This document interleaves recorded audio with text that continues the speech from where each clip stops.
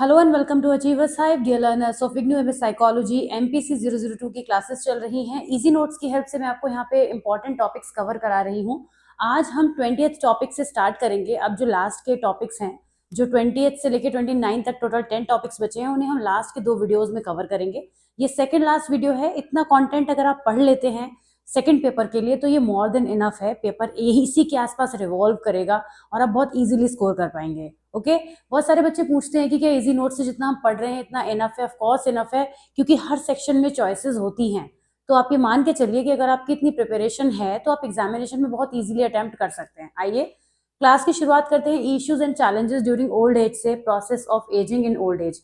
Old age पर based एक question जरूर आता है। मैंने आपको लास्ट वीडियो के एंड में ये बात बताई थी, जब मैं प्रीवियस वीडियो कवर करा रही थी, टॉपिक्स कवर करा रही थी, वहां मैंने आपको चीज बोली थी कि ओल्ड एज पर कुछ ना कुछ क्वेश्चन जरूर आता है। ये आसान भी बहुत है, क्योंकि हमने सभी ने अपने घर में अपने ग्रैंड पेरेंट्स को देखा है किस तरह से उनके अंदर फिजिकल चेंजेस आते हैं, कैसे जो उनके फिजिकल फीचर्स हैं वो धीरे धीरे चेंज होते चले जाते हैं। पर कुछ चीजें ऐसी हैं जो सिर्फ महसूस की जा सकती हैं, जैसे कि वो फीलिंग्स के लेवल पर, इमोशनल लेवल पर कैसा फील करते हैं, वो कॉग्निटिव चेंजेस उनके अंदर कैसे आते हैं, कुछ उनकी मेमोरी में होने वाले डिके को हम ऑब्जर्व कर पाते हैं। तो कुछ चीजें तो हमारे ऑब्जर्वेशन में होती हैं, लेकिन बहुत सारी चीजें ऐसी होती हैं जब हम उनके कांटेक्ट में आते हैं तो या तो हम उनको एक्सपीरियंस करते हैं, समझते हैं, फील करते हैं उनकी बताई हुई बातों को, या हम उनके चीजों को या तो बहुत डीपली स्टडी करें तब हम जान सकते हैं। तो काफी हद तक आप इसके आंसर को अपने तरीके से लिख सकते हैं, क्योंकि बहुत सारी चीजें ऐसी हैं जब आप पढ़ेंगे तो आपको रियलाइज होगा कि हाँ, हमारे ओल्ड एज पेरेंट्स के साथ भी ये चीजें होती हैं। एजिंग जो होती है वो बहुत सारे इश्यूज और चैलेंजेस लेके आती है, फिजिकल और psycho social.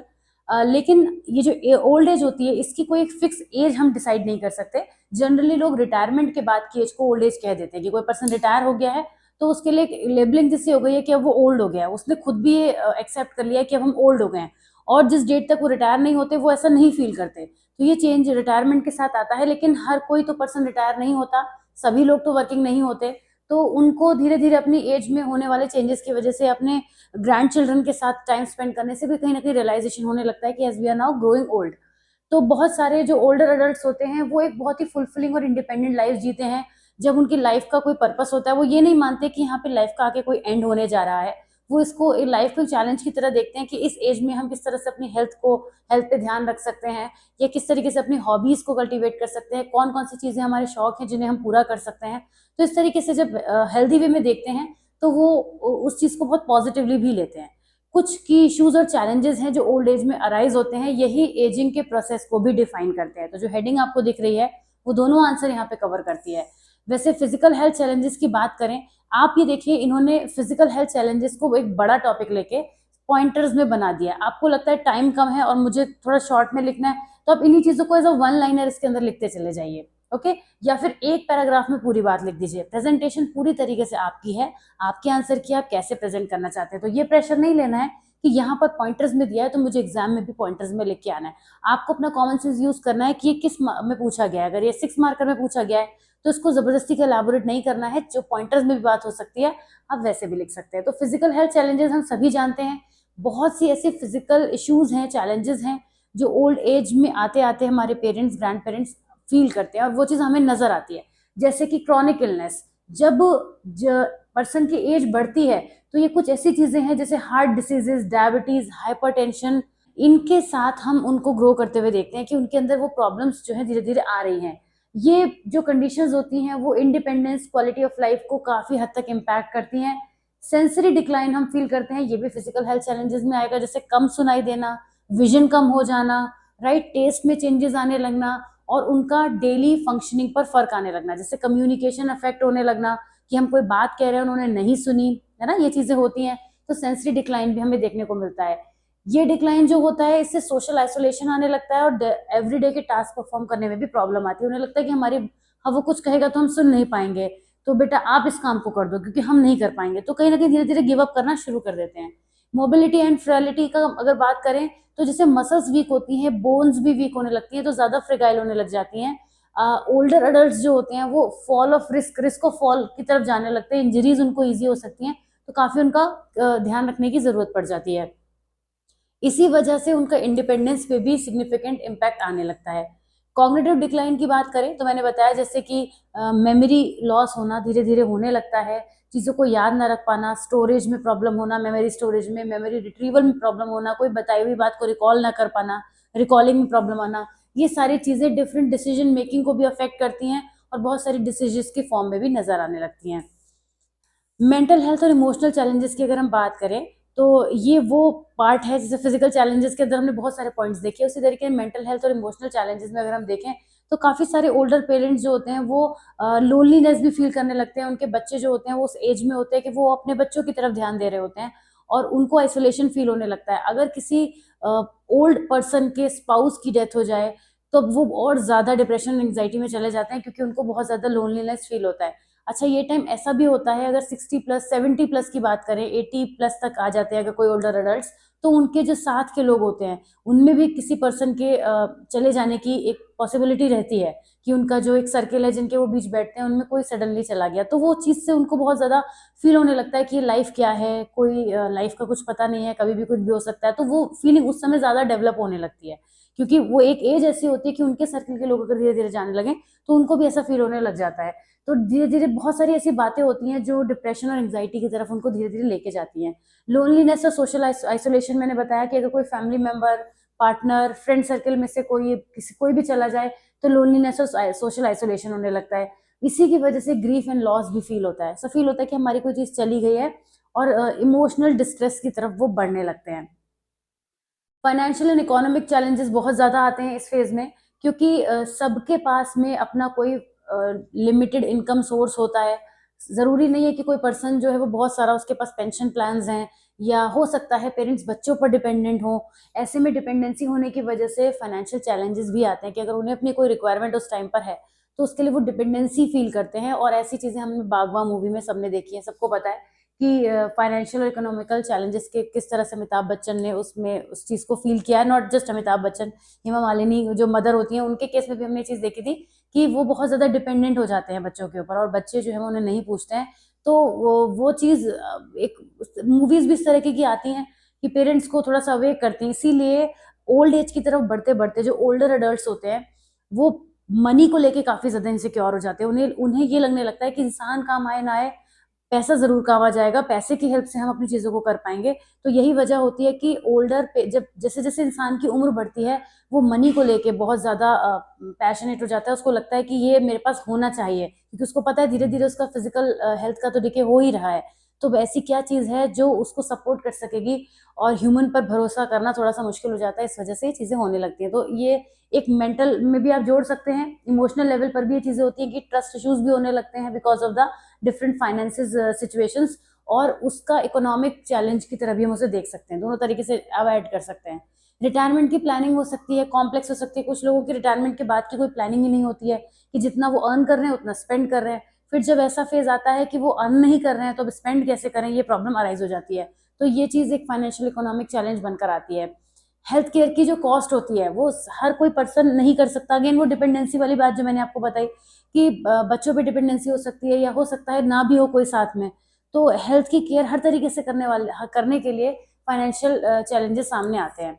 Social and family dynamics बदलते हैं, फैमिली रोल चेंज हो जाते हैं। वो पेरेंट्स जो अब तक फैमिली को लीड कर रहे थे, कई बार ऐसा होता है कि बच्चों के थॉट्स और उनकी डिज़ायर्स की वजह से, उनकी जो भी रिक्वायरमेंट्स है उनकी वजह से कई बार अपने रोल्स को चेंज करना होता है कि अभी तक जो डिसीजन मेकिंग ग्रैंड पेरेंट्स करते थे जब वो पेरेंट थे, जब वो ग्रैंड पेरेंट के रोल में आ गए धीरे धीरे तो वो चीज़ें उनको अपने हाथ से लीव करनी पड़ी।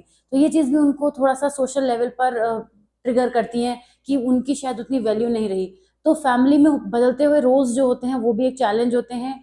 इंटरजनरेशनल रिलेशनशिप, जो हमारे दादा दादी का या नाना नानी की थॉट एंड थिंकिंग्स होती हैं उनके साथ ग्रैंड चिल्ड्रन की थिंकिंग का मैच होना is next to impossible, possible ही नहीं है। पेरेंट्स से मैच हो भी सकती है तो इस वजह से इसी को हम जनरेशन गैप कहते हैं। तो वहां पे क्या होता है कि जनरेशन गैप होने की वजह से वो रिलेशनशिप उस तरह से चलते हैं और एक डिफिकल्ट सिचुएशन भी कई बार अराइज कर देते हैं। बहुत सारे ओल्ड एज पेरेंट्स या ओल्डर अडल्ट जो होते हैं वो इस चीज़ को समझते हैं कि अगर हमें अपने बच्चों के साथ चलना है तो हमें उनके साथ उनके थॉट्स के भी साथ चलना होगा। तो कई बार वो अपने थॉट्स को चेंज करते हैं और थोड़ा बच्चे भी उस चीज़ को करते हैं, तो दोनों चीज तरफ से चीज़ें चलती हैं।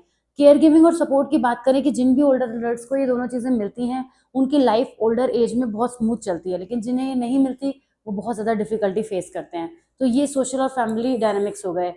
इंडिपेंडेंस और ऑटोनॉमी की बात करें तो इंडिपेंडेंस का लॉस तो ऑफ कोर्स होता है ओल्डर एज तक आते आते, क्योंकि चाहे वो केयर हो, कंसर्न हो कि बच्चे नहीं चाहते हैं कि हमारे मम्मी पापा अकेले ट्रैवल करें, या हेल्थ इश्यूज हैं, चाहे वो केयर की ही सेंस में क्यों ना हो, उन्हें कहीं ना कहीं डिपेंडेंट होना पड़ता है। और टेक्नोलॉजी में एक बहुत ज़्यादा एडवांसमेंट होने की वजह से भी चीज़ें देखने को मिलती हैं कि जो चीज़ें इतना बदल रही हैं उसमें, चाहे हम एक सिंपल पेमेंट की बात करें, ओल्डर पेरेंट्स जो होते हैं वो अभी भी बहुत सारी चीज़ों को लेके थोड़ा कंफ्यूज रहते हैं, क्योंकि जितने जितने टेक्नोलॉजी में एडवांसमेंट होता जाता है उतनी जल्दी ग्रास्प करने की कैपेबिलिटी तो उनके अंदर नहीं हो पाती है।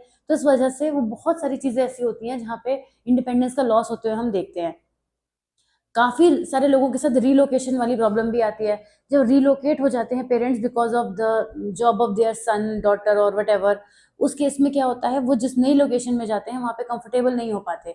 तो रीलोकेट होने से भी कई बार उनकी इंडिपेंडेंस जाती है, क्योंकि वही अगेन केयर कंसर्न की वजह से भी अगर हम पेरेंट्स को नहीं बहुत ज़्यादा प्रोटेक्ट करने की कोशिश कर रहे हैं तो उस वजह से भी पेरेंट्स जो है वो ओल्डर एज में उनको प्रॉब्लम हो सकती है। आइडेंटिटी एंड पर्पस की बात करें तो एक सेंस ऑफ पर्पस समझ में नहीं आता कि अब हमारी लाइफ का पर्पस क्या है, क्योंकि जब तक जॉब चलती है तब तक इंसान उन चीज़ों में इतना एक्टिव और इन्वॉल्व रहता है कि वो आगे का नहीं सोचता। कोई भी नहीं सोचता इतना आगे का, सोच भी नहीं सकते। लेकिन उस टाइम पर आके बहुत ही कम लोग होते हैं जो अपनी हैबिट्स को या फिर अपनी जो पैशन है उसको फॉलो कर पाएँ या कुछ ऐसी चीज़ों में इन्वॉल्व हो जाएँ। बाकी एमलेसली जो है वो चलते रहते हैं, तो वो चीज़ें उनको परेशान भी बहुत करती हैं। तो एक sense of purpose missing feel करते हैं, और एजिंग के साथ साथ उनका सेल्फ कॉन्सेप्ट भी चेंज होता है। जाहिर सी बात है उन्हें लगने लगता है, कुछ लोग जो फिजिकली बहुत ज़्यादा सफ़र करते हैं वो उसकी वजह से परेशान रहने लगते हैं, तो उनको फील होता है कि हमारी लाइफ जो है वो बहुत ज़्यादा ट्रबल में है, या नेगेटिव थॉट्स भी डेवलप होने शुरू हो जाते हैं। तो सेल्फ कॉन्सेप्ट जो है वो चेंज होने लगता है। लीगल एंड एथिकल इश्यूज की बात करें तो एल्डर अब्यूज देखने को मिलती है बहुत सारा, जैसे कि फिजिकल, इमोशनल, फाइनेंशियल या नेग्लेक्ट करा जाना। ये उन चीज़ों की बात हो रही है एल्डर अब्यूज वाली जो आपने बागवा मूवी में देखी है ना, वो सारी चीज़ें हम यहाँ पे देखते हैं कि जो बच्चे होते हैं वो पेरेंट्स को उस तरह से प्यार और केयर नहीं देते, तो पेरेंट्स बहुत आइसोलेटेड फील करते हैं। इसी को एल्डर अब्यूज कहा जाता है।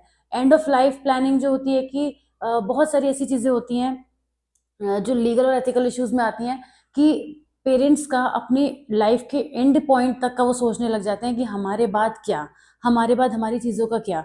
तो ये सारी चीज़ें, रिस्पॉन्सिबिलिटीज, रोल्स वो डिवाइड करना चाहते हैं, चीज़ों को डिस्ट्रीब्यूट करना चाहते हैं।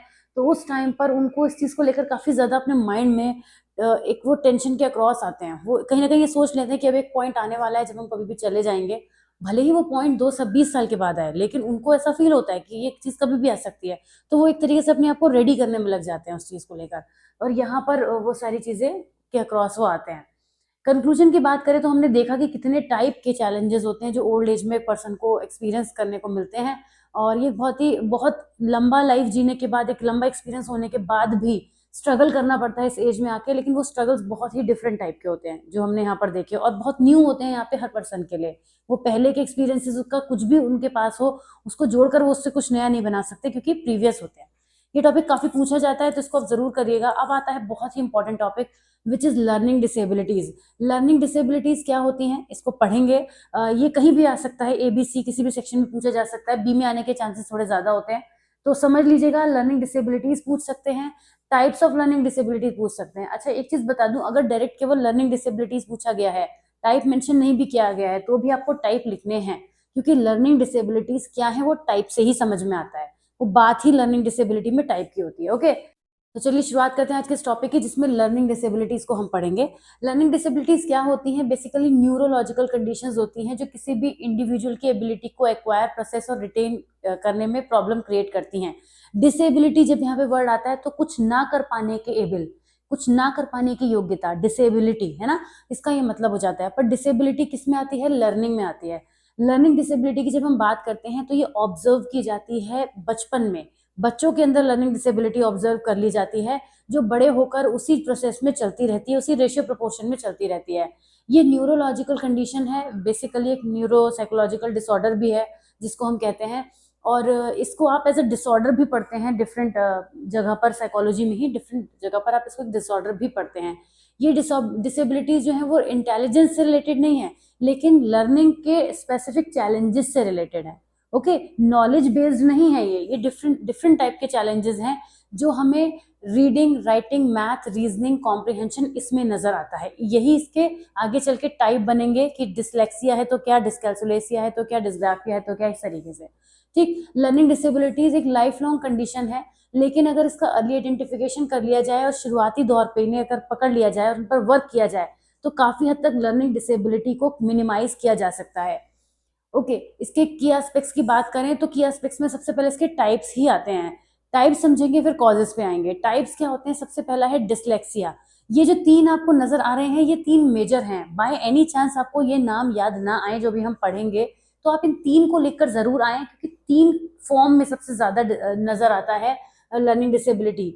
सबसे पहले होता है डिसलेक्सिया। डिसलेक्सिया एक बहुत ही कॉमन प्रॉब्लम है जो कि लैंग्वेज बेस्ड लर्निंग डिसेबिलिटी है, जो कि अफेक्ट करती है रीडिंग को। जब बच्चा रीडिंग में पढ़ नहीं पाता, स्ट्रगल करता है वर्ड्स को पहचानने में, स्पेलिंग में, रीडिंग की फ्लुएंसी में, तो हम कह सकते हैं कि बच्चा डिसलेक्सिया से सफर कर रहा है। मैं बार बार बच्चा वर्ड यूज कर रही हूँ, आप नोटिस कर रहे हैं, क्योंकि मैंने अभी आपको बताया कि एक न्यूरोसाइकोलॉजिकल डिसऑर्डर की तरह से होता है और बच्चों में ही नजर आता है। अच्छा, जब रीडिंग में डिफिकल्टी आएगी तो क्या क्या चीजें आ सकती हैं कि बच्चा जो है वो अक्षर को पहचान नहीं पा रहा है। अगर हिंदी में हम बात करें तो बच्चा या नहीं पहचान पा रहा है, वाह नहीं पहचान पा रहा है, उसे कुछ और बोल दे रहा है, वो कुछ भी और बोल दे रहा है जो साउंड उसके माइंड में आ रहा है, तब हम कहते हैं कि वो डिसलेक्सिया से सफर कर रहा है। स्पेलिंग को वो नहीं पढ़ पा रहा है, हिंदी में, इंग्लिश में, किसी भी लैंग्वेज में वो वर्ड लेटर्स को मिलाकर जो वर्ड बन रहा है उसको नहीं पढ़ पा रहा है, या उसकी स्पेलिंग नहीं बता पा रहा है कि क्या होगी, तब रीडिंग की फ्लुएंसी भी जिसकी वजह से बहुत ज्यादा इंपैक्ट होती है। तो पूरी तरीके से रीडिंग पर फोकस्ड है डिसलेक्सिया, और ये बहुत कॉमन प्रॉब्लम है। आपने कई मूवीज देखी हैं जिनमें आप इन सारी लर्निंग डिसेबिलिटीज पर, कई सारी मूवी हैं, अगर आप कोई मूवी जानते हैं जो आपने लर्निंग डिसेबिलिटी पर बेस्ड देखी है या आपने सुनी है, उसका नाम आपको पता है, तो जरूर कमेंट में मेंशन करिए कि बताइएगा, जिससे जो बाकी बच्चे जब पढ़ेंगे तो उन्हें भी समझ में आएगा कि हाँ, किसी टॉपिक के बारे में यहाँ पे बात हुई है। डिसग्राफिया। डिसग्राफिया में क्या होता है? ये हैंडराइटिंग को इम्पैक्ट करता है, स्पेलिंग और वर्ड्स को, थॉट्स को ऑर्गेनाइज करने में प्रॉब्लम करता है, यानी कि राइटिंग से रिलेटेड हो गया। ओके, ये था रीडिंग, ये है राइटिंग। रीडिंग, राइटिंग, कैलकुलेशन, तीन मेन है, उसके बाद उनको और एक्सटेंड किया गया है। तो ग्राफिया है। ग्राफ मतलब ग्राफ में हम क्या करते हैं, ग्राफिकल रिप्रेजेंटेशन में कुछ लिखते हैं ना, तो ऐसे ध्यान रखिएगा कि डिसग्राफिया है। डिसकैलकुलिया में क्या होता है? डिसकैलकुलिया में कैलकुलेशन बेस्ड होता है, नाम से ही पता चल रहा है, तो आपको ऐसे याद हो जाएंगे बहुत आसानी से। तो डिसग्राफिया में क्या होता है? बच्चे की हैंडराइटिंग, स्पेलिंग लिखना, या अपने थॉट्स को ऑर्गेनाइज करना। जैसे हमने उसको कहा कि आप किसी चीज के बारे में, हमने उसको बताया कि ये वर्ड्स हैं, इससे मिलाकर एक स्टोरी बनाओ, तो वो नहीं बना पाएगा, उसको प्रॉब्लम आएगी अपने थॉट्स को पेपर पर एक्सप्रेस करने में, तो अब हम उसको कहते हैं डिसग्राफिया। यहाँ पे बहुत ही ज्यादा इलेजिबल हैंडराइटिंग हो सकती है, या फिर सेंटेंस को स्ट्रक्चर करने में भी प्रॉब्लम आ सकती है। कुछ बच्चे जो होते हैं वो हिंदी में एक बहुत ही कॉमन चीज होती है, कराई जाती है कि उसको शुद्ध करना होता है। वाक्य जो दिया है वो अशुद्ध वाक्य है, उसको शुद्ध करिए, तो बच्चे अशुद्ध वाक्य को शुद्ध नहीं कर पाते, उसमें कुछ भी गलती हो सकती है ना उसका। या फिर सीक्वेंस रीअरेंज करने वाले जो होते हैं बच्चे, उनको रीअरेंज नहीं कर पाते, उन्हें ये नहीं समझ में आता है कि तुम पहले आएगा या मेरे पहले आएगा या सब्जेक्ट पहले आएगा या ऑब्जेक्ट पहले आएगा, वो नहीं बता पाते हिंदी, इंग्लिश, किसी भी लैंग्वेज में। तो ये डिस्ग्राफिया का ही एक एग्जाम्पल है, जहाँ पे बच्चे को राइटिंग रिलेटेड किसी भी तरीके की प्रॉब्लम आती है। और डिस्ग्राफिया ही वो होता है जहाँ पे बच्चा जो है किसी भी चीज को लिखने से रिलेटेड चीजें गलती कर देता है, जैसे पी को बी बना देना, बी को डी बना देना, बहुत ज्यादा करते हैं बच्चे, है ना। डिसकैलकुलिया पे आते हैं। ये कैसी एबिलिटी होती है? डिसेबिलिटी होती है, सॉरी, जो मैथमेटिकल एबिलिटीज को अफेक्ट करती है, यानी नंबर का कॉन्सेप्ट समझ में ना आना, नंबर के डिजिट्स ना आइडेंटिफाई कर पाना, इसके अलावा एडिशन में प्रॉब्लम आना, बेसिक कैलकुलेशंस में लैग करना, या फिर इतना स्लो हो जाना कि उस न्यूमेरिकल प्रॉब्लम को ना कर पाना। तो डिसकैलकुलिया को हम इसमें ऑब्जर्व करते हैं। उसके बाद अब आते हैं non verbal learning disabilities, auditory and visual processing disorder. ये दो नए जुड़े हैं, इसमें अलग से जुड़े हैं। अगर आप तीन भी लिखते हैं और नहीं लिखते हैं तो आपके मार्क्स नहीं कटेंगे, लेकिन आपको पता होना चाहिए नॉन वर्बल लर्निंग डिसेबिलिटी क्या होती है। ये हमारे नॉन वर्बल स्किल्स जैसे कि spatial reasoning, motor skill, social interaction, इनको अफेक्ट करती हैं। जिनके भी अंदर एनवीएलडी देखने को मिलता है, वो बॉडी लैंग्वेज को इंटरप्रेट करने में प्रॉब्लम होती है उन्हें, और इसकी वजह से एब्स्ट्रैक्ट कॉन्सेप्ट को अंडरस्टैंड नहीं कर पाते। कई बार चीजों को हम अगर बोलकर ना बताएं और किसी पिक्चराइजेशन की फॉर्म में बताएं, तो एक मीनिंग होता है हिडन जो परसीव करना होता है। ऐसे बच्चे नॉन वर्बल स्किल्स में लैक करते हैं और उनके अंदर नॉन वर्बल लर्निंग डिसेबिलिटीज देखने को मिलती हैं। Auditory and visual processing disorder में क्या होता है कि जो ऑडिटरी या विजुअल चैनल्स के थ्रू इन्फॉर्मेशन आ रही है, spoken direction, distinguishing between sounds या फिर लेटर और शेप्स को रिकॉग्नाइज करने में उन्हें प्रॉब्लम आती है। मतलब वो चीज़ देख तो रहे हैं मगर उसको रिकॉग्नाइज नहीं कर पाते हैं। ये इसके जो सिम्टम्स हैं ये यहाँ पे हमें डिसलेक्सिया में भी समझ में आ जाता है कि जैसे वर्ड को बच्चा रिकॉग्नाइज नहीं कर पा रहा है, स्पेलिंग गलत कर रहा है, फ्लुएंसी में प्रॉब्लम आ रही है। तो ये चीज़ें यहाँ से कनेक्ट होती हैं, इसीलिए मैंने कहा था अगर आप 3 भी लिखते हैं तो वो मोर देन इनफ हो सकते हैं। लर्निंग डिसेबिलिटी की कॉजेज की बात करें तो ये क्योंकि एक न्यूरो डेवलपमेंटल प्रॉब्लम है, तो इसका कॉज हमेशा ब्रेन रिलेटेड प्रॉब्लम होती है कि ब्रेन में आने वाली किसी भी तरीके की प्रॉब्लम, चाहे वो जेनेटिक फैक्टर हो, प्रीनेटल यानी मदर ने जब कंसीव किया था तो प्रेगनेंसी के दौरान किसी भी तरीके की प्रॉब्लम अगर मदर ने सफर किया तो उसकी वजह से भी बच्चे को दिक्कत आ सकती है और वो आगे चल के एक प्रॉब्लम बन सकती है, या बर्थ रिलेटेड कॉम्प्लिकेशन हो सकता है, या कोई न्यूरोलॉजिकल इंजरी हो सकती है। जब बच्चे का बर्थ होता है तो कई बार ऑपरेट करने के केसेस में भी बच्चे के जो न्यूरोलॉजिकल फंक्शनिंग होती है उसमें डिस्टर्बेंस किसी तरीके का आ जाता है। तो किसी भी तरीके से न्यूरोलॉजिकल प्रॉब्लम हो वो लर्निंग डिसेबिलिटी क्रिएट कर देती है। इसके अलावा एनवायरमेंटल फैक्टर भी अपना रोल प्ले करते हैं, लेकिन यहाँ पर एनवायरमेंटल से ज्यादा पावरफुल होता है जो भी ब्रेन रिलेटेड इश्यूज हैं उनमें लर्निंग डिसेबिलिटी ज्यादा होती है। ये तो एक तरीके से आप ऐसे समझ लीजिए एक सपोर्ट सिस्टम का काम करते हैं कि आपने पौधे में पानी तो आप डाल ही रहे, खाद भी आपने लगा दी, वो वाली बात हो गई कि एनवायरमेंटल फैक्टर पुअर होने से बच्चे की प्रोसेसिंग तो स्लो होगी मगर डिसेबिलिटी बिल्ड हो जाए, क्रिएट हो जाए, वो नहीं होता है। उसका मेजर कॉज हमेशा ब्रेन रिलेटेड इश्यूज ही होंगे। एनवायरमेंटल फैक्टर एक सपोर्ट सिस्टम करेंगे कि बच्चा थोड़ा तो प्रॉब्लम से सफर कर ही रहा था, फिर उसको एनवायरमेंट ही नहीं मिला, पढ़ने का ही मौका नहीं मिला, चीजों को लर्निंग करने वाले समझाने वाले नहीं मिले। कई बच्चों के साथ ऐसा होता है उन्हें ऐसे बचपन में ऐसे टीचर नहीं मिल पाते कि वो उनकी मैथमेटिकल ऑपरेशंस पे अच्छे से वर्क कराएं, ऐसे में बच्चा लैग करता चला जाता है। तो वो लर्निंग डिसेबिलिटी जो होती है ना वो उतनी सीवियर नहीं होती है क्योंकि उसमें हमारे जो कॉजेज हैं वो ब्रेन रिलेटेड नहीं है, वो वहाँ पे कॉजेज उसके एनवायरमेंट के हैं। तो वो चीजें धीरे धीरे टाइम के संग रिकवर हो जाती है। बस ये होगा कि बच्चा शुरुआत में थोड़ा वीक रहेगा, आगे चल के अच्छा भी कर सकता है। हम ऐसे बहुत सारे बच्चों को देखते हैं जो जब छोटे थे तो वो बहुत ज्यादा पढ़ाई में पुअर थे और आगे चल के उन्होंने वंडर्स कर दिए। मुझे खुद भी पता चलता है ऐसे बच्चों के बारे में, मेरे ही बच्चे पढ़ाए हुए ऐसे होते हैं जो कभी क्लास में बहुत ज्यादा नालायकी करते थे, पढ़ते भी नहीं थे या फिर वो इस तरीके के संग उनके संग दिक्कतें आती थी पढ़ने में, लेकिन आगे चल के पता चला कि उन्होंने बहुत कुछ अच्छा किया लाइफ में। तो ये चीजें इसलिए बदल जाती हैं क्योंकि वो लर्निंग डिसेबिलिटी उस तरह से नहीं थी, वो ऐसी थी कि एनवायरमेंट के साथ ही बदलती गई और फिर वो चेंज भी हो गई। ओके, तो कॉजेस की बात करी, साइन एंड सिम्टम में आप खुद ही बताइए कि क्या क्या चीजें होंगी। आपने तो सारे रीजन ही समझ लिए, टाइप समझ लिए। साइन एंड सिम्टम में क्या होगा, रीडिंग रिलेटेड डिफिकल्टी आएंगी, जो जो चीजें उसमें पढ़ी थी। यहाँ फास्ट चलती हूँ थोड़ा, तो आज तो मैंने क्लास का टाइम ही नहीं देखा कि कितनी देर की क्लास हो गई है, बस मैं कर ही जा रही हूँ अपनी स्पीड में। राइटिंग रिलेटेड चैलेंजेस आते हैं, मैथमेटिकल स्ट्रगल्स होते हैं, अटेंशन के इश्यूज होते हैं, सोशल चैलेंजेस होते हैं। क्विकली इन साइन एंड सिम्टम्स को आप देखिए और मैं क्विकली ये देख लेती हूँ कि आपकी क्लास मुझे अभी और कितना आगे लेके चलनी है। अराउंड 22 मिनट्स की क्लास हमारी हो गई है, अभी तो हमारे पास बहुत टाइम है। तो साइन एंड सिम्टम्स आपने देख लिया ना, ये सब आप लिख सकते हैं। सोचिए इससे आपका कंटेंट बढ़ेगा आंसर को लिखने के लिए। डायग्नोसिस और असेसमेंट की बात करें तो इसका, क्योंकि बहुत सारे कॉग्निटिव, एकेडमिक, साइकोलॉजिकल असेसमेंट करा के जो एजुकेशनल साइकोलॉजिस्ट होते हैं, न्यूरो साइकोलॉजिस्ट होते हैं, वो इसकी फील्ड में वर्क करते हैं। टीचर्स भी रेमेडियल क्लासेस लगा के कई बार लर्निंग डिसेबिलिटी को रिमूव करने की कोशिश करते हैं जो एनवायरमेंटल फैक्टर से क्रिएट होती है। फिर भी अगर ऐसा आइडेंटिफाई किया जाता है कि बच्चे के संग बहुत ज्यादा प्रॉब्लम आ रही है तो फिर उन्हें भी स्पेशल एजुकेटर्स को बुलाना पड़ता है जो कि लर्निंग डिसेबिलिटीज के लिए करते हैं। ये असेसमेंट जो होते हैं वो स्पेसिफिक एरियाज में किए जाते हैं, जो भी डिफिकल्टी का स्पेसिफिक एरिया है।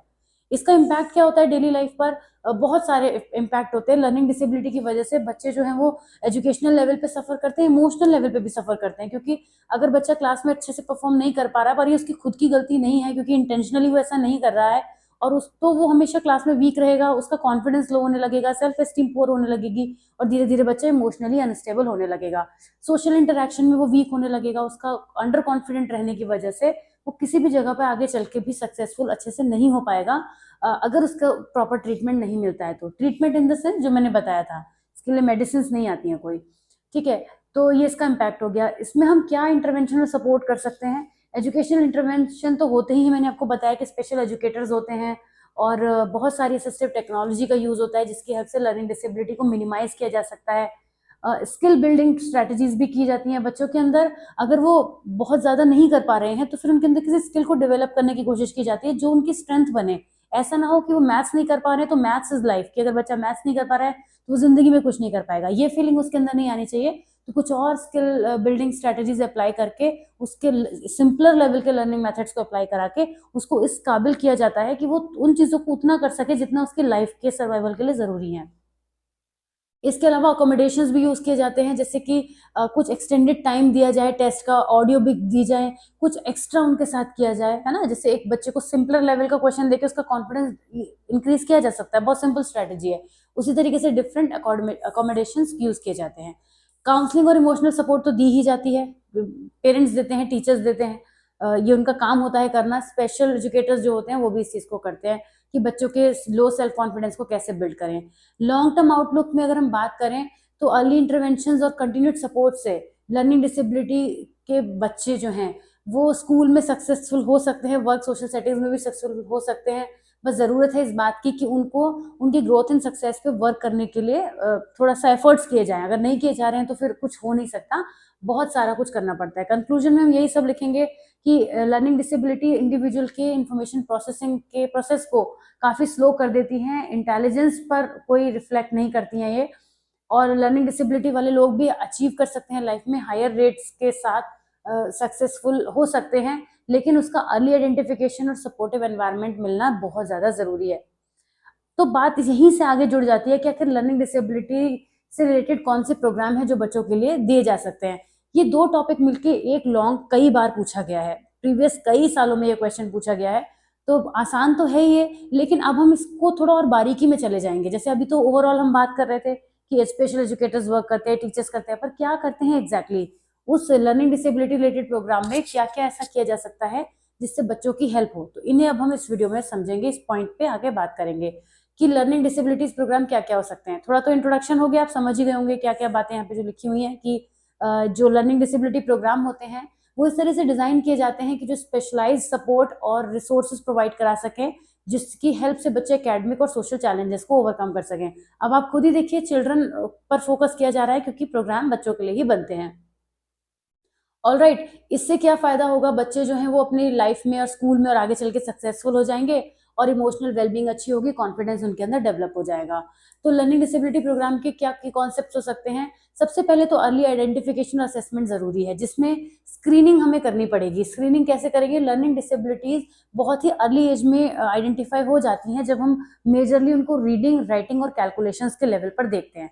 तीन हमारे एस्पेक्ट्स होते हैं, और जब उनको हमने स्क्रीनिंग के थ्रू आइडेंटिफाई कर लिया, ये एक नेचुरल फ्लो में भी हो जाता है। ऐसा नहीं है कि इसके लिए हम अलग से असेसमेंट करने बैठेंगे कि हर बच्चे को चेक करेंगे किसी में लर्निंग डिसेबिलिटी तो नहीं है। टीचर्स इतने स्मार्ट होते हैं कि जब अपनी टीचिंग करते हैं, बीच बीच में जो भी असेसमेंट्स होते हैं उनके थ्रू उन्हें पता चलता जाता है कि जो बच्चा है वो लर्निंग डिसेबिलिटी की कैटेगरीज में फॉल हो सकता है, और हो सकता है कि बेसिस पर फिर उसकी स्क्रीनिंग हम करते हैं। तो स्क्रीनिंग जब हो जाती है, जब दिखा यहाँ पे भी आप देख सकते हैं लिखा है कि reading, writing, math, processing issues में जब हमें दिखने लगता है कि डिफिकल्टीज हो रही है तो उसकी स्क्रीनिंग करते हैं।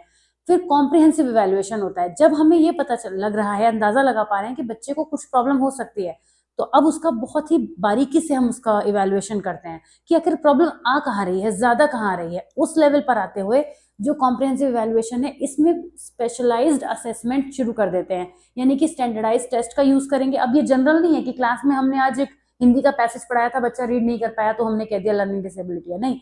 वो तो ओवर टाइम एक लॉन्ग पीरियड में हमें अंदाजा लग पाता है, उस अंदाजे से हमारी स्क्रीनिंग होती है। स्क्रीनिंग के बाद हम कॉम्प्रिहेंसिव इवैल्यूएशन करते हैं, जिसमें हम आइडेंटिफाई करते हैं, देखिए यहाँ भी तीन को ही हाईलाइट किया गया है क्योंकि यही तीन मेजर हैं, डिसलेक्सिया, डिसकैलकुलिया एंड डिसग्राफिया, और इसकी हेल्प से जो है हम आगे बढ़ते हैं। आगे बढ़ के क्या करते हैं, अब आते हैं इंडिविजुअलाइज्ड एजुकेशन प्लान, आईईपी का यूज करते हैं, जिसमें हम लर्निंग गोल्स को टेलर्ड कर देते हैं, ऑल्टर कर देते हैं। हर बच्चे के लर्निंग गोल्स अलग अलग होंगे जब वो लर्निंग डिसेबिलिटी की कैटेगरी में आ जाएगा।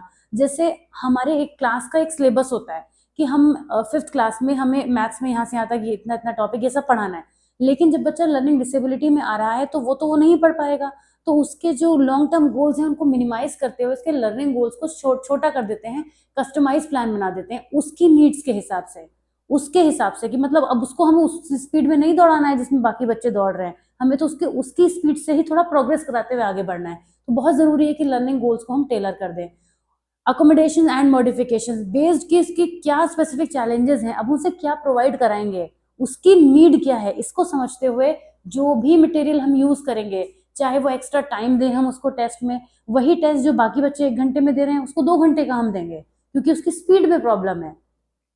ओके, तो या फिर रीडिंग से रिलेटेड प्रॉब्लम है, तो जहां पर बच्चे पैसेज को पढ़ ले रहे हैं वो वर्ड्स को पढ़ेगा, वो लेटर्स को पढ़ेगा, उसके लिए चीजों को इजी किया जाएगा। और इसी के साथ साथ करी जाएगी regular monitoring and adjustment.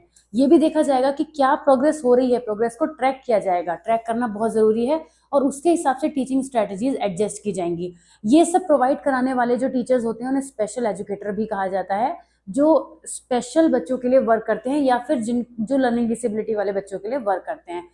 Okay, फिर क्या होता है स्पेशलाइज इंस्ट्रक्शन एंड सपोर्ट। यहाँ पर छोटे ग्रुप में काम किया जाता है, यहाँ बहुत सारे बच्चों को एक साथ लेके नहीं चला जाता, क्योंकि बच्चों की यहाँ पे कैटेगरी होगी। पहली बात तो हर जगह पर लर्निंग डिसेबिलिटी वाले बहुत बच्चे होते भी नहीं है, तो अगर हम किसी स्कूल की बात करें और किसी क्लास की बात करें तो छोटे ग्रुप ऑटोमेटिक बन जाते हैं। लेकिन अगर हमारे पास फिर भी ज्यादा है तो भी हम उसमें छोटे छोटे ग्रुप में काम करेंगे। ऐसा नहीं होगा जैसे एक क्लास में 30 या 40 टीचर्स बच्चों के साथ में एक टीचर वर्क कर रहा है, ऐसा यहाँ नहीं होगा। उसके बाद मल्टी सेंसरी अप्रोचेस यूज करेंगे, जैसे टीचिंग मेथड्स में मल्टी सेंसरी अप्रोच यूज की जाएगी, ज्यादा से ज्यादा विजुअल, ऑडिटरी, कैनेस्थेटिक लर्निंग को यूज करना। अगर कोई फोनिक बेस्ड अगर हम साउंड पढ़ा रहे हैं तो उसमें ज्यादा से ज्यादा कितना एक्टिविटी में हम बच्चे को इन्वॉल्व कर पा रहे हैं, ज्यादा से ज्यादा इन्वॉल्व करा के कराना। रेमिडिएशन प्रोग्राम्स यूज करेंगे, क्या क्या रेमिडियल क्लासेस हो सकती हैं उस नीड्स के हिसाब से, सब कुछ नीड्स के हिसाब से चलेगा, क्योंकि हमें बच्चे के हिसाब से चलना है, बच्चा हमारे हिसाब से नहीं चल सकता, तो हमें बच्चे के हिसाब से चलते हुए उसको पढ़ाना है। इसके अलावा असिस्टिव टेक्नोलॉजी का भी यूज हम करेंगे, कि डिजिटल टूल्स होते हैं ऐसे बहुत सारे, जो कि जैसे कि text to speech software, audio books, बच्चा जो है वो पढ़ेगा, अगर वो नहीं पढ़ पाएगा तो हमें पता चलेगा कि वो नहीं कर पा रहा है ना। हमने अपने असेसमेंट में क्या करा, बच्चे को काफी हेल्प दी, लेकिन कई सारे ऐसे ऑडियो टूल्स आते हैं, रीड अलोंग ऐप है, उसमें क्या होता है बच्चा साथ साथ रीडिंग करता है। रीड अलोंग ऐप बहुत सारे पेरेंट्स अपने बच्चों के लिए घर पे भी यूज करते हैं, रीडिंग के लिए बहुत अच्छा ऐप है ये। तो उस ऐप में क्या होता है, बच्चे उस पैसेज को पढ़ते हैं, जहां अटकते हैं वहां पर उसको हेल्प भी मिलती है। तो इसकी हेल्प से भी इस तरीके के डिफरेंट डिजिटल टूल्स हैं, जो कि स्पेलिंग चेक रिलेटेड, जो कि गेम्स की फॉर्म में होते हैं, पजल की फॉर्म होते हैं, वर्ड प्ले टाइप के होते हैं। फिर पर्सनलाइज लर्निंग एप्स भी क्रिएट किए जा सकते हैं। हमने देखा कि बच्चे पर ये चीज ज्यादा वर्क कर रही है, वो इस चीज को ज्यादा एंजॉय कर रहा है और इससे फर्क भी देखने को मिल रहा है, तो हमने कुछ पर्सनलाइज्ड लर्निंग ऐप को फिक्स कर दिया। इमोशनल एंड सोशल सपोर्ट की बात करें तो ये तो कंटिन्यूअस चलती है, ये कोई अलग से काम नहीं किया जाता है, ये फ्रॉम द बिगिनिंग जहां से बच्चे का आइडेंटिफिकेशन होता है वहां से लेके आगे तक हमें इस चीज पे बहुत ध्यान देना होता है कि बच्चे को हम लगातार उसकी काउंसलिंग करें और सपोर्ट ग्रुप उसके साथ बनाए रहें, उसको ये फील ना कराएं कि वो किसी चीज में लैग कर रहा है, बल्कि वो प्रोग्रेस कर रहा है, हमें ऐसे उसको फील कराना है। लगातार पीयर सपोर्ट मिलती रहे, इंक्लूजन होता रहे, तो एनकरेजिंग बच्चों के साथ उसे बिठाया जाए, जो दूसरे बच्चे हैं वो भी ये जाने कि अगर लर्निंग डिसेबिलिटी वाले जो बच्चे हैं वो कहाँ पे लैग करते हैं, हम उनसे कैसे फ्रेंडशिप कर सकते हैं, कोई हमें लर्निंग चैलेंज की तरह उसे नहीं देखना है। इससे क्या होगा, जो हमारे दूसरे बच्चे होंगे वो भी एक अच्छी हैबिट को डेवलप करेंगे। Parental involvement and training, parental education बहुत जरूरी है। पेरेंट्स को इस बारे में एजुकेट करना कि उनके बच्चे के साथ कोई लर्निंग डिसेबिलिटी है जिस पर हमें साथ मिलकर काम करना है। अगर पेरेंट्स अपने बच्चे के टुवर्ड्स किसी भी तरीके का हेट या डिस्क्रिमिनेशन रखेंगे तो बच्चा कभी ग्रो नहीं कर पाएगा, क्योंकि टीचर के पास तो बच्चा थोड़ी देर रहता है, फिर उसके बाद बच्चा पेरेंट्स के ही पास रहता है। तो पेरेंट्स नॉर्मली नहीं करते हैं ऐसा, लेकिन कई बार देखने को भी मिला है कि पेरेंट्स को भी लगने लगता है कि क्या हम कैसा बच्चा है, बेवकूफ है, इस टाइप की चीजें, क्योंकि वो साइकोलॉजिकली उस प्रॉब्लम को अंडरस्टैंड नहीं कर पाते हैं। कोलैबोरेटिव अप्रोच यूज करेंगे कि पेरेंट्स जो है वो एक्टिवली इन्वॉल्वमेंट रहे, उनका जो भी चीजें चल रही हैं उसमें प्रोसेस में वो लगातार बने रहें। होम स्ट्रेटेजीज भी यूज की जाए कि ऐसी reading exercise, maths game, organisational related चीजें दी जाएं जो कि बच्चा अपने अपने आप से भी यूज करना चाहे। होमवर्क का मतलब ये नहीं है कि वो होम घर पे जाके पेरेंट्स कराएंगे, उसका दिल चाहे कि जब वो स्कूल में ना हो या टीचर्स के साथ ना हो तब भी वो उसे करना चाहे, ऐसी चीजों में उसको हम इन्वॉल्व करा सकते हैं। बच्चों की फ्यूचर प्लानिंग के लिए हम उनके अंदर स्किल बिल्डिंग और इंडिपेंडेंस की चीजों को डेवलप कर सकते हैं, और पोस्ट स्कूल सपोर्ट भी कर सकते हैं, मतलब स्कूल के अलावा एक्स्ट्रा कैंप लगाना, एक्स्ट्रा टाइम बच्चों को देना, कुछ ऐसी चीजें ऑर्गेनाइज कराना जिसमें बच्चे जुड़ पाए, और स्किल बिल्डिंग जरूर उनके अंदर डालने की कोशिश करना। टीचर ट्रेनिंग और प्रोफेशनल डेवलपमेंट कोर्सेज बहुत जरूरी है। स्पेशल एजुकेशन ट्रेनिंग भी बहुत जरूरी है, क्योंकि जो टीचर्स इसमें इन्वॉल्व रहते हैं वो कई बार इस तरह के बच्चों के साथ वर्क करते करते फ्रस्ट्रेट होने लगते हैं, उन्हें भी मेंटल सपोर्ट की जरूरत होती है, उनको भी मेंटल रिफ्रेशमेंट की जरूरत होती है। तो ऐसे में स्पेशल एजुकेशन ट्रेनिंग्स भी होती रहनी चाहिए, और स्पेशलिस्ट के साथ में उनका कोलैबोरेशन बना रहना चाहिए कि अगर वो कहीं पे अटक रहे हैं तो उनके ऊपर भी कोई और स्पेशल एजुकेटर हो जो उन्हें गाइड करता रहे। ओके, तो ये भी बहुत जरूरी है। कंक्लूजन की बात करें तो लर्निंग डिसेबिलिटी प्रोग्राम जो है वो बच्चों को बहुत ही ज़्यादा सपोर्ट करने के लिए होते हैं, एक ऐसा स्ट्रक्चर्ड एनवायरनमेंट प्रोवाइड कराने के लिए होते हैं जो कि लर्निंग चैलेंजेस से बच्चा को मिनिमाइज कर सके। ऑलराइट, तो ये सब आप इसके कंक्लूजन में लिखेंगे। आपने देखा काफी इंटरेस्टिंग टॉपिक था ये। मैं तो जब ये सब चीजें आपको पढ़ा रही थी तो मुझे तो माइंड में बहुत सारे बच्चे विजुअलाइज हो गए जो मैं जिनके अक्रॉस में आती हूँ या क्लासरूम में होते हैं या पहले कभी जिन्होंने पढ़ा है। तो इस तरह के बहुत सारे बच्चों की सीरीज है, क्योंकि मुझे तो टीचिंग की फील्ड में ही 16 ईयर्स हो चुके हैं, तो मुझे तो ऐसे बहुत सारे बच्चों से अक्रॉस मेरा आना जाना हुआ है। तो वही सारी चीजें मेरे माइंड में फ्लैश हो रही थी, तो मैं तो कहीं ना कहीं क्लासरूम में थी जब आपको ये सारे टॉपिक समझा रही थी। अब आते हैं मोटर डेवलपमेंट पे और बात करेंगे कि फाइन मोटर कोऑर्डिनेशन और ग्रॉस मोटर कोऑर्डिनेशन में क्या डिफरेंस होता है। ये क्वेश्चन पहले कई बार पूछा गया है, बड़ा छोटा सा टॉपिक है ये। मैं इसे क्विकली कवर कर दूंगी यहाँ पे और फिर देखूंगी अगला एक टॉपिक और ले सकते हैं बेस्ड ऑन द टाइम। तो फटाफट से देख लीजिए इस टॉपिक में क्या है कि मोटर डेवलपमेंट का मतलब क्या होता है। मतलब हमारी जो फिजिकल एबिलिटीज होती हैं जब वो प्रोग्रेसिव होती हैं, जो कि हमारे मसल्स और मूवमेंट के कंट्रोल और कोऑर्डिनेशन से चलती हैं। क्विकली आप स्क्रीन पर मेरे साथ देखिए। और ये क्लास जो है हमारी 36 मिनट्स की अप्रॉक्स हो चुकी है, तो 3-4 मिनट में इस टॉपिक के साथ ही आज इसे वाइंड अप करेंगे। और इसके बाद जितने टॉपिक बचे हैं 24 से लेके वो सब छोटे छोटे हैं, बी सेक्शन में या सी सेक्शन में पूछे जाने वाले, तो वो बहुत जल्दी हो जाएगा लास्ट वीडियो में, कोई टेंशन की बात नहीं है। ये क्वेश्चन कई बार पूछा गया है कि होते क्या है, मोटर डेवलपमेंट का मतलब क्या है। मोटर डेवलपमेंट का मतलब यही है कि हमारे मोटर मूवमेंट, मसल मूवमेंट जो है वो डेवलप हो रहे हैं। ओके, ये ग्रॉस मोटर स्किल और जैसे कि वॉकिंग, जंपिंग और फाइन मोटर स्किल जैसे कि ग्रास्पिंग ऑब्जेक्ट्स एंड राइटिंग सबसे जुड़े हुए होता है। सबका डेवलपमेंट मोटर डेवलपमेंट है। जैसे किसी काम को ओवरऑल कर लेना, चलना क्या है, चलना जो है सिंपली भागना क्या है, एक ग्रॉस मोटर स्किल है, क्योंकि रफ रफ तरीके से समझ सकते हैं, मतलब जो हम कर देते हैं इसमें हमें ज्यादा सोचना नहीं पड़ता। लेकिन जब आपको अगर जुम्बा की क्लास में आप हैं तो आपको कैसे बॉडी स्टेप करने हैं, या आपने डांस की बात कर लेते हैं, चलिए डांस एक कॉमन एग्जांपल हो जाएगा। डांस में अगर कोई पर्टिकुलर स्टेप है तो आप कैसे कर रहे हैं, तो वो उस फिक्स्ड वे में कर रहे हैं, है ना। तो ये सब क्या होता है, ये हमारे फाइन मोटर स्किल्स में आते हैं। जो डेवलपमेंट होता है वो एक प्रिडिक्टेबल सीक्वेंस को फॉलो करता है, यानी सिंपल से लेके हम धीरे धीरे कॉम्प्लेक्स मूवमेंट की तरफ जाते हैं। हर कोई ऐसा करता है, बचपन में हम सिंपल चीजों को करते हैं, बड़े होते जाते हैं, धीरे धीरे कॉम्प्लेक्सिटी की तरफ हम अपने आप बढ़ते चले जाते हैं। और बिगनिंग हमारी सिंपल मूवमेंट से होती है जो कि कॉम्प्लेक्स में बढ़ती चली जाती है, जिसमें जेनेटिक, एनवायरमेंटल, कॉग्निटिव फैक्टर सब कुछ इन्वॉल्व रहते हैं। जब हम किसी काम को कर रहे हैं तो लगातार हमारे कॉग्निटिव एक्शन हमें सपोर्ट कर रहे हैं, भले ही हम कोई मोटर वर्क कर रहे हैं। ये अलग बात है कि हम उसके इतने यूज टू हो चुके हैं। जैसे आप रनिंग कर रहे हैं तो आप रनिंग करने के लिए यूज टू हैं, इसमें आप दिमाग नहीं लगा रहे हैं अलग से। लेकिन जब कोई आपने देखा कि कोई बहुत बड़ा गड्ढा आ गया और आपको फिर भी उसको जंप करके जाना है, तो आप एक पल के लिए सोचेंगे जरूर कि मैं कितना बड़ा जंप लूं जो मैं इस गड्ढे को पार कर जाऊं। तो भले ही for a very short period of time आप सोचेंगे, लेकिन आपकी कॉग्निटिव एबिलिटीज आपके साथ चलती हैं, वर्क करती हैं। ये हम जितने भी मोटर डेवलपमेंट है कि हमारी डेली एक्टिविटीज के लिए बहुत एसेंशियल है, ओवरऑल फिजिकल हेल्थ के लिए बहुत एसेंशियल है, और हमारे कॉग्निटिव डेवलपमेंट से भी ये जुड़ा है। अगर हमारा मोटर डेवलपमेंट ठीक नहीं होगा, बच्चे का शुरुआत से अगर किसी भी तरीके की प्रॉब्लम उसमें आ जाएगी, तो आगे चल के बच्चा जो है वो फिजिकली एक्टिव नहीं रह पाएगा। ओके, तो फिजिकली एक्टिव होने के लिए ये हमारे जितने भी मोटर डेवलपमेंट होते हैं टाइप के, वो सब सही चलने चाहिए। फाइन मोटर कोऑर्डिनेशन और ग्रॉस मोटर कोऑर्डिनेशन में क्या फर्क है, थोड़ा सा समझते हैं। कि जो फाइन मोटर कोऑर्डिनेशन है और ग्रॉस मोटर कोऑर्डिनेशन है, इनको कुछ पॉइंट्स के बेसिस पर हमने डिफाइन किया हुआ है। यस, यही है, इतना ही पार्ट है, इसी को क्विकली कवर करेंगे। सबसे पहले डेफिनेशन की बात करें तो फाइन मोटर कोऑर्डिनेशन क्या इन्वॉल्व करता है, coordination of small muscles specially in the hand, finger, wrist to perform precise movement. जो फाइन होगा वो बहुत ज्यादा पर्टिकुलर होगा। इसमें क्या एग्जाम्पल्स हो सकते हैं, writing, drawing, buttoning a shirt, picking up small objects. Gross में क्या होगा, large muscles, group of muscles का जो कोऑर्डिनेशन है, arm, leg, torso to perform broader movements, बड़े मूवमेंट्स को करने के लिए। Walking, running, jumping, throwing, climbing, ये सब ग्रॉस मोटर स्किल्स में आते हैं। इसमें कौन से मसल ग्रुप इन्वॉल्व है, small muscles particularly in the hand, finger and wrist. और ग्रॉस मोटर में large muscle group including in the arms, legs and core. Movement precision की बात करें तो इसमें हाई चाहिए होता है और कंट्रोल भी डिटेलिंग में होगा, बहुत हमारा एक एक चीज पे बड़ा फाइन कंट्रोल होगा। यहाँ पे ज्यादा स्ट्रेंथ पे होगा फोकस और कोऑर्डिनेशन पे फोकस होगा।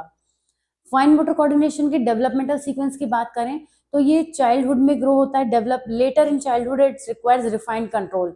फाइन मोटर स्किल्स बाद में आने शुरू होते हैं, शुरुआत नहीं होती, लेकिन ये तो शुरुआत से ही हो जाते हैं। जैसे बच्चा, छोटा बच्चा होता है ना, वो घुटनों से चलने लगता है या कैसे भी टेढ़ा मेढ़ा वॉकिंग करने लगता है, तो सब कुछ चलता है यहाँ पे, तो ग्रॉस मोटर में आ जाता है। इसके अलावा स्किल फोकस की बात करें तो dexterity, hand eye coordination, precision task ये फाइन मोटर के हैं, बैलेंस, कोऑर्डिनेशन, फिजिकल स्ट्रेंथ ये सब ग्रॉस मोटर के हैं। दोनों के डिफरेंसेस हैं, पूछे जाते हैं। आप अपने तरीके से अगर आप ये पॉइंट्स ना लिखना चाहें, डायरेक्ट भी लिखना चाहें तो कोई प्रॉब्लम नहीं है, अपने हिसाब से आप कर सकते हैं। ओके, फिर ये दोनों ही टाइप के जो है हमारे चाइल्ड के ओवरऑल फिजिकल और कॉग्निटिव डेवलपमेंट के लिए जरूरी हैं। एक बहुत इंपॉर्टेंट टॉपिक है family life cycle approach during adulthood. ये इंटरेस्टिंग भी है, जो अडल्ट्स हैं जो भी एमए साइकोलॉजी का कोर्स कर रहे हैं उन्हें अच्छे लगेंगे ये जो टॉपिक, इसमें क्या क्या चीजें होती हैं, कौन कौन सी इंडिपेंडेंस स्टेज आती है, फिर कपलिंग स्टेज आती है, तो अच्छा है ये टॉपिक भी। इसी के साथ हम नेक्स्ट वीडियो शुरू करेंगे, यानी लास्ट वीडियो शुरू करेंगे एमपीसी 002 का। और इतने टॉपिक जो आपने पढ़े हैं अगर आपने अच्छे से तैयार कर लिए हैं तो एग्जामिनेशन के लिए काफी हद तक प्रिपेयर हो चुके हैं। और एक लास्ट टॉपिक बचा है, लास्ट वीडियो बचा है, जिसमें हम 24 से लेकर 29 तक हमारे जितने भी छोटे छोटे टॉपिक हैं अगर आप क्विकली देखेंगे बहुत बड़े नहीं है। ओल्ड एज पर बेस्ड पहले भी एक टॉपिक हो चुका है, तो इसमें ज्यादा दिक्कत आएगी नहीं करने में। और उसके बाद लास्ट में बहुत छोटे छोटे टॉपिक हमारे पास बचेंगे। ओके, तो इन सबको हम कवर करेंगे नेक्स्ट वीडियो में। आई होप ये वीडियो आपको समझ में आया होगा और पसंद भी आया होगा। अगर आपको अच्छा लगा है तो प्लीज चैनल को सब्सक्राइब जरूर कर दीजिएगा। और मैं मिलती हूँ आपसे लास्ट पार्ट में एमपीसी 002 के, फिर हमें 3 भी स्टार्ट करना है। तो चलिए जल्दी मिलते हैं। Take care of yourself, bye bye.